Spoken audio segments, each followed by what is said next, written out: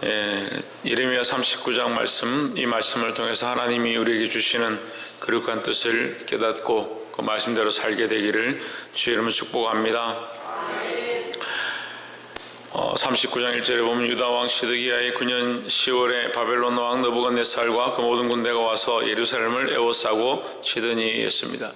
느부갓네살 왕이 와서 결국 예루살렘을 치게 되었는데 치게 된 이 일 가운데 결국 시드기야가 왜 잡히느냐, 예루살렘이 왜 공격을 당하느냐, 이 예루살렘이 애국과 동맹을 맺지 말았어야 되는데 하나님께서 하지 말라고 하셨는데 애국에 동맹을 맺습니다. 애국에게 동맹을 맺는 것이 왜 죄냐? 하나님의 명령을 어긴 것이고 또 하나님께서 경고하시는 것은 나라와 동맹하고 나라의 권세를 가지고 싸워서 이기려고 하는 것이 아니라 하나님 앞에 돌아오라고 하는 것인데, 하나님 앞에 돌아올 생각은 없고 뭘 의지하느냐? 사람의 방법과 인간의 수법들을 동원한다. 그러니까 하나님을 떠난 사람들은 결국 무슨 생각하냐? 사람이 원하는 생각들을 하게 된다.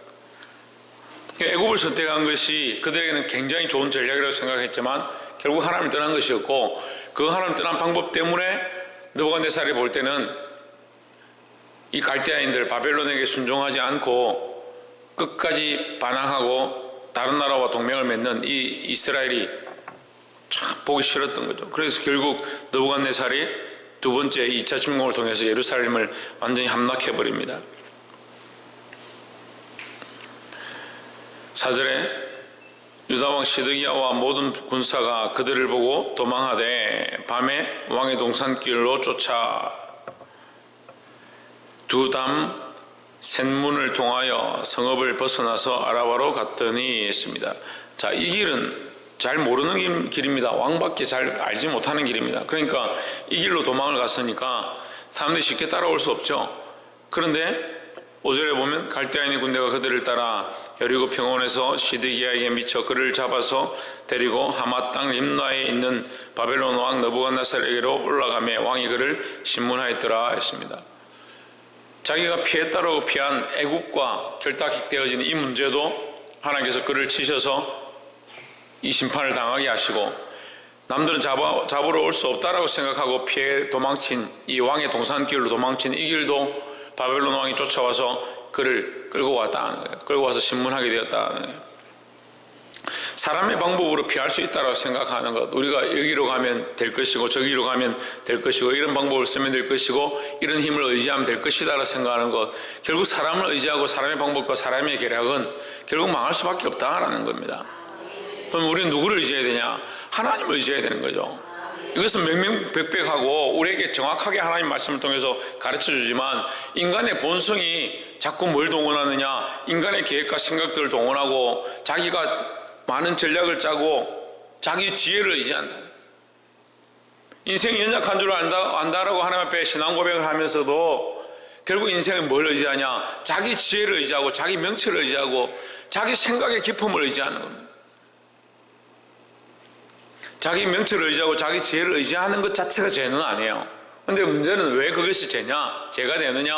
하나님을 의지하는 것을 내려놓고 자기 명철과 지혜를 의지하는 데 치중하게 되는 겁니다.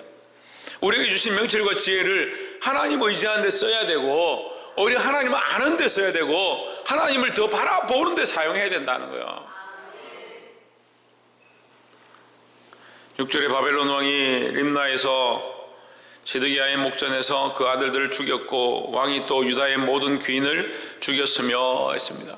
자, 우리가 이 말씀이 굉장히 두렵습니다. 7절에도 왕이 또 시드기야의 눈을 빼게 하고 바벨론으로 옮기려 하여 사설로 결박하였더라 했습니다. 우리가 이 말씀들 가운데 여러 왕들 중에 가장 어떻게 보면 비참한 모습들, 이 시드기야가 차라리 본인이 죽는 게 나은데 자식들이 그 앞에 죽임을 당하는 것을 보았다. 얼마나 비참한 일이냐. 자기가 믿음으로 선택해서 믿음의 길을 걸어갔으면, 하나님 앞에 순종했으면 하나님께서 마지막까지도 예레미야를 통해서 뭐라고 말씀하시냐면 아직 멀지 않았다, 아직 너희가 기회가 있다, 지금이라도 하나님 말씀을 듣고 청종하고 돌이켜라, 그렇게 말씀하셨는데 시드기야가 그걸 듣지 않았다는 거예요. 결국 그 눈앞에서 시드기야가 죽음을 당하는 것이 아니라 그 자식이 죽임을 당하는 그 꼴을 본다는 거예요. 그 장면을, 자식이 죽는 장면을 마지막으로 보고 그 눈이 뽑힘을 당했다는 거예요. 얼마나 안타까운 상황이냐는 거예요. 이 시드기야에게 예레미야가 가까이 와서 분명히 말씀했습니다. 지금도 아직 늦지 않았다고 돌이키라고 하나님께서 말씀하신다라고 얘기했습니다. 근데 시드기야가 듣기는 들었지만 뭐하지 않았다? 박성님 뭐하지 않았다? 듣기는 들었지만 순종하지 않았다. 순종하지 않았다. 듣기는 들었지만 뭘 순종하느냐? 자기 지식과 자기 지혜와 자기 명철을 의지했기 때문에 하나님의 말씀 앞에 순종하지 않았다는 거예요. 여러분, 우리도 살아야 하고 우리가 믿음으로 살면 나의 자녀들과 내 권속들을 믿음으로 이끌 수 있다라는 거예요. 여러분, 이런 비참한 일을 겪지 않도록 깨어서 하나님 앞에 기도하시기를 주의 이름으로 축복합니다. 두 번째는,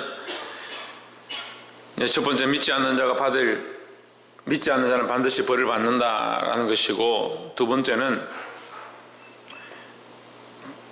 9절에 시위대장 느부사라단이 성중에 남아있는 백성과 자기에게 항복한 자와 그 외에 남은 백성을 바벨론으로 잡아 옮겼으며 했습니다. 자, 여기에 어떤 자를 살리느냐? 항복한 자, 그 남아있는 백성들을 살렸다는 거예요. 그리고 도망친 자들은 오히려 죽임을 당했습니다. 그래서 항복한 사람들, 그 성에 남아서 우리는 아무것도 할 수 없습니다 하는 사람들을 오히려 살렸다. 이것은 우리에게 뭘 가르치냐? 하나님의 은혜를 가르치는 거예요.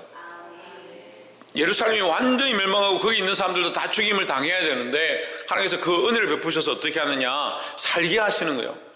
살게 하시는 방법이 뭐냐? 항복하라는 거죠. 하나님의 말씀이 때로는 참 감당하기 어렵고 우리에게 항복을 요구하고 우리의 생각과 우리의 지식과 우리가 가지고 있는 명철과는 다른 것들을 가르치실 때가 있습니다. 그럴 때 순종을 요구할 때가 있습니다. 하나님 앞에 항복해야 합니다. 말씀 앞에 항복해야 합니다. 내 명철과 내 지식을 의지하기 때문에 자꾸 항복할 수 없고 자꾸 순종할 수 없고 충성할 수 없는 겁니다. 하나님의 말씀에 순종하지 않으니까 뭐가 안 되냐? 충성이 안 됩니다. 그럼 맡기는 맡았는데 이 사역을 맡았는데 이 일을 맡았는데 순종할 수 없다, 충성할 수 없다. 그러면 이것이 오히려 걸림돌이 되는 거예요. 하나님 앞에 이 맡은 일들을 내가 순종함으로, 충성함으로, 그 충성하고 순종하는 모습이 뭐냐? 항복하는 것이다. 나는 아무것도 할 수 없습니다. 성중에 그냥 머물러 있는 겁니다. 당신의 성하신 뜻대로 하십시오. 주여, 내가 여기 있사오니 나를 써주시옵소서. 내 힘으로 할 수 없습니다. 쓰임받는 자들의 모습이 그런 거예요. 내가 하겠습니다. 다 내가 알아서 할 테니까 놔두십시오. 그게 아니라, 주님, 나는 아무것도 할 수 없습니다. 주님, 나를 써주시옵소서. 나를 사용하여 주시옵소서. 내 안에 역사하여 주시옵소서. 그런 자세가 하나님께 필요하다는 겁니다. 10절에 시위대장 느부갓사라단이 아무 소유가 없는 빈민을 유다 땅에 남겨두고 그날에 포도원과 밭을 그들에게 주었더라 했습니다. 남겨두었다. 하나님은 계속해서 우리에게 뭘 남겨두시냐? 하나님의 사랑과 자비와 긍휼을 남겨두신다라는 겁니다. 하나님 우리를 사랑하시고 우리를 미워하셔서 심판하고 꺾고 멸망시키려 하는 것이 아니다라는 거예요. 하나님의 방법은 우리에게 짐을 지워서 네가 맡은 일에 충성하고 고생하고 실컷 고생하다 죽어라. 하나님의 방법이 그런 게 아니에요. 하나님 우리에게 맡겨주신 것은 결국 상을 주기 위함이고 우리에게 더 귀한 기업들을 주시기 위함의 방법이다라는 거예요. 그게 이 남겨두는 하나님의 이 사랑의 방법, 하나님의 이 사랑의 마음을 우리가 이해하고 볼 수 있어야 된다는 거예요. 말씀을 보면 볼수록 우리가 뭘 깨닫느냐? 하나님 공의의 하나님이신데 결국 하나님 뭘 가지고 계시냐? 사랑으로 우리에게 행하신다는 거예요.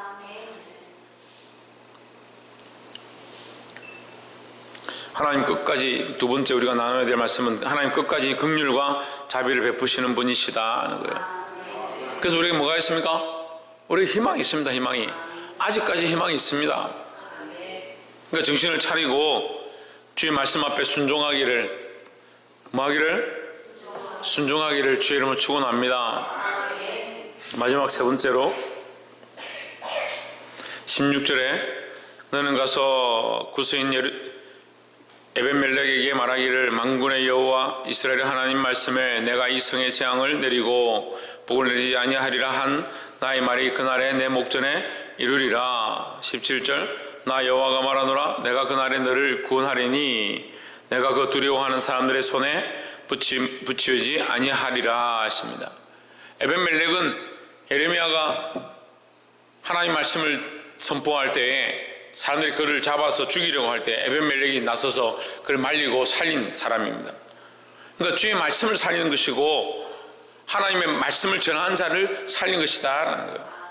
그것으로 말미암아 에벤멜렉이 또한 이 위기 상황 가운데 구원함을 얻습니다. 우리의 구원함은 어디에 있느냐? 하나님 말씀대로 사는 것이고 하나님 말씀을 믿고 순종해서 그 말씀대로 나아가는 것입니다.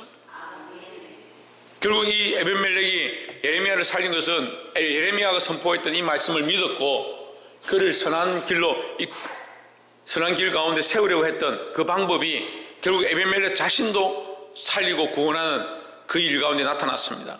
18절에 보시면 내가 단정코 결단코 너를 구원할 것인즉 내가 칼에 죽지 아니하고 내 생명이 노량물을 어둠같이 되리니 내 생명이 노량물을 얻었다. 오히려 네가 더 덕을 얻었다는 거예요. 더 살게 될 것이다 하는 거예요. 이는 내가 나를 신뢰함이니라 했습니다. 그래서 우리는 누구를 신뢰해야 되냐? 마지막 세 번째로 하나님을 신뢰해야 된다는 거예요. 하나님을 신뢰하는 자는 뭘 얻느냐? 구원을 얻습니다. 이게 하나님을 신뢰한다는 것은 믿음을 얘기합니다. 믿음을 가진 자들이 결국 뭘 얻느냐? 구원을 얻는다는 겁니다. 그 믿음이 없으니까 하나님 기쁘게 할 수도 없고 믿음이 없으니까 하나님의 구원을 볼 수가 없다는 거예요. 말씀을 맺겠습니다. 사랑하는 성도 여러분, 오늘 이 예레미야 39장을 통해서 우리에게 하나님께서 분명히 말씀하십니다. 하나님을 믿고 신뢰하고 그 말씀을 따라가야 된다 하는 겁니다. 마지막까지도 하나님은 기회를 주시고 그 말씀을 우리에게 가르치고 있다는 겁니다. 우리가 잊어버리고 내 명철과 내 지식을 의지하면 하나님의 말씀을 볼 수가 없는 겁니다. 하나님의 말씀에 순종하고 그 말씀에 끝까지 기다리고 끝까지 신뢰해야 된다는 겁니다. 하나님의 말씀을 믿고 신뢰하고 기다리면 우리가 하나님께서 우리 안에 역사하시는 큰 구원을 볼 수 있을 줄 믿습니다. 오늘 이 말씀을 통해서 우리 교회 가운데 또한 이 말씀을 듣는 자들 가운데 놀라운 구원과 은혜가 넘치기를 주의 이름으로 축복합니다. 기도하겠습니다.